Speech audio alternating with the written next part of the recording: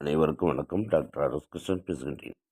நம் நோயற்ற வாழ்விற்கு பிராணாயாமம் பற்றி பார்த்து கொண்டிருக்கின்றோம்.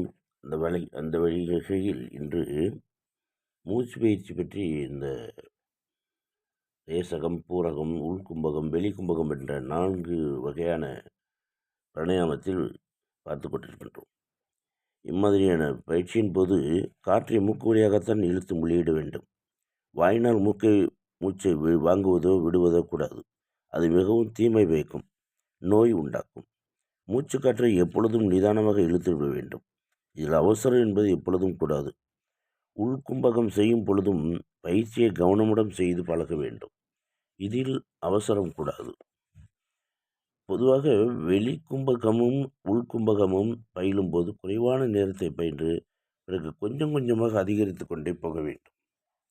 பூரகத்தின் போது முதலில் வயிற்றில் நிரப்பிவிட்டு அதன் பிறகு நுரையீரலில் நாம் காற்றை நிரப்ப வேண்டும். பூரகத்தில் நல்ல தேர்ச்சி பெற்ற பிறகே உள்கும்பகம் பயில வேண்டும். இதில் நன்கு தேர்ச்சி பெற்ற பிறகே ரேசகம், வெளிக்கும்பகம், பூரகம், உள்கும்பகம் இந்த 4ஐயும் சேர்த்து பயிற்சி செய்ய வேண்டும்.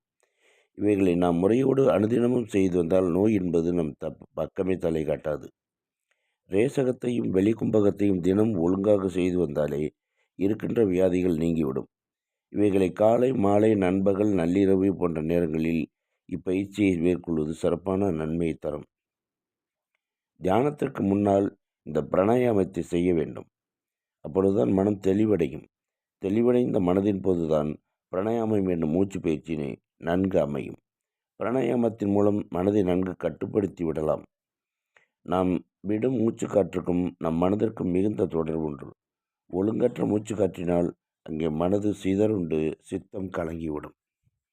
சலைவாதம், சலை சித்தம், நிச்சலம் நிச்சலை பவதி என்பது ஒரு சமஸ்கிருத சொல்வமாகும். அதாவது அலைவாயும் மனம் ஒரு நிலைக்கு வர வேண்டும். அதற்கு மூச்சு பயிற்சி மிகவும் அவசியமாகிறது. இந்த மனம் பற்றி ஒரு பாடலை ஆதிசித்தர் திருமூலர், மண்மனம் எங்கு உண்டு வாயும் அங்கு உண்டு, மண்மனம் எங்கும் இல்லை வாயும் அங்கு இல்லை, மண்மனத்துக்குள்ளே மகிழ்ந்திருப்பார்க்கு மண்மனத்துள்ளே மனோலயம் ஆகும் ஆமே என்று அழகாக பாடி சென்றிருக்கின்றார். இது முற்றிலும் உண்மையானது. பிராணாயாமத்தை முறைப்படி செய்துவிட்டு அதன் பிறகு தியானம் செய்வோமானால் மனம் தெளிவடைகிறது. நாம் மீண்டும் நாளை பகுதியில் இன்னும் இதை பற்றி விரிவாக காண்போம்.